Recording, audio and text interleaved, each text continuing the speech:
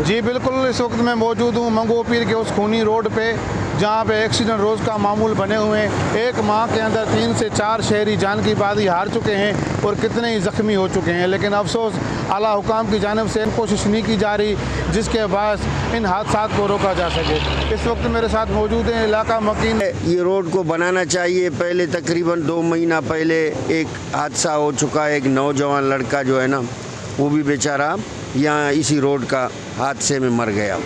और तकरीबन आज 6 दिन पहले यहाँ पे वो एक मोटरसाइकिल वाला आ रहा था और उसके बच्चे थे, अम्मी भी उसका था, तो वो जाके 2 बंदे उस तरफ गिर गए, तीसरा जो वो बुढ़ी अम्मा था वो बेचारा ट्रक के नीचे आ गया।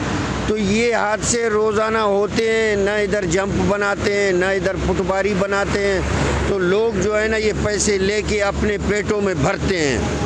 ये बड़े बड़े मगरमच्छ, बड़े बड़े जो है ना वागू यहाँ पे हैं, ये गवर्नमेंट को लूट। इस वक्त हम उस मुकाम पे खड़े हैं जहाँ 2 दिन कबल एक खातून को कुचल के एक हैवी ट्रक चला गया। और यहाँ रोज़ का मामूल है कि इस रोड के ऊपर एक्सीडेंट और कई अफराद इसमें हलाक हो चुके हैं। और इसका सबब ज़्यादातर यही है कि एक साइड का रोड मुकम्मल किया गया है जिस पे दोनों की तरफ हैवी ट्रैफिक चल रही है और जिसकी वजह से आए रोज़ यहाँ मौत वाक़ हो रही है। यहाँ पर सबसे बड़ा मसला जो टैंकर है पानी के, उसने रोड का बेड़ा गर्क कर दिया और आए रोज़ यहाँ पर हादसात होते हैं।